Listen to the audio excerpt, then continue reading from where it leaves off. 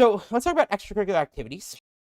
There's a couple of different axes on which colleges look at ECs, if they do look at them, right? Now, there's some schools, like we said earlier, that don't really focus on extracurricular activities, but in general, it's a combination of looking for achievement and the theme of your extracurricular activities, right?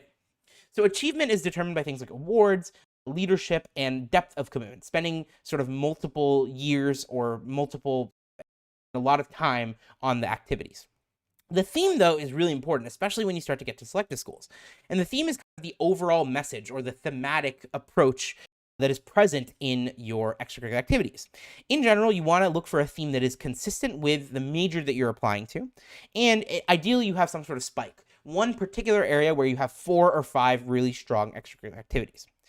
And this is really important because, especially at selective colleges, they have a ton of applicants who have high achievement extracurricular profiles, multiple leaderships or award positions or awards. And that's where uniqueness and theme alignment become super critical and help you stand out.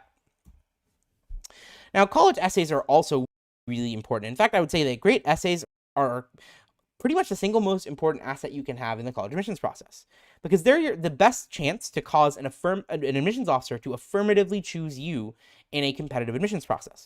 And as a general rule, the more selective a college is, the more important those essays become.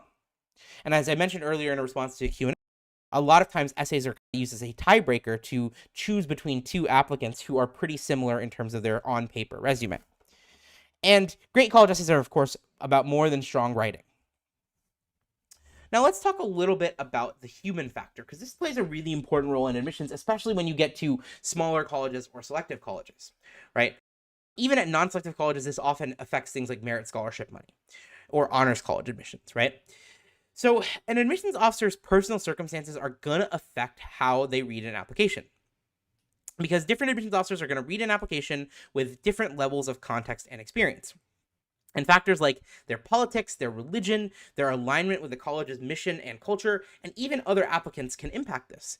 In fact, even their state of mind and emotions at the moment they read an application really affects things.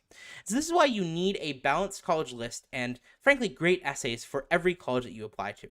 There is just that human risk of an admissions officer just having a bad day and reading your application really uncharitably or really unfairly. So you need more bites at the apple. This is why I always recommend having a really balanced school list that's at least 6, 7, 8 schools long. Now, we talked a little bit about target recruitment demographics, so let's explain what those are in a little bit more detail. So depending on the college that you're looking at, the target recruitment demographic might vary.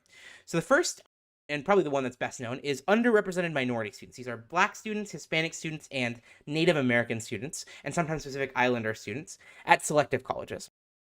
But there's also other target recruitment demographics for different types of institutions, right?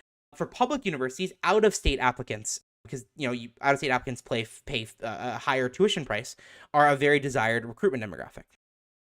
If you are a student who's from a non-traditional recruitment market, say you're from North Dakota and you're applying to an East Coast college, okay, at need-aware institutions, these are institutions that take into account financial need when they make their admissions decision. If you're a full-pay student, that gives you a leg up.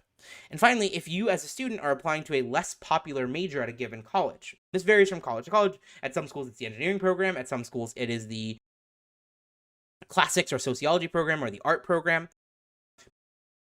From college to college and even from year to year, this is going to vary, but this also makes you a target recruitment demographic.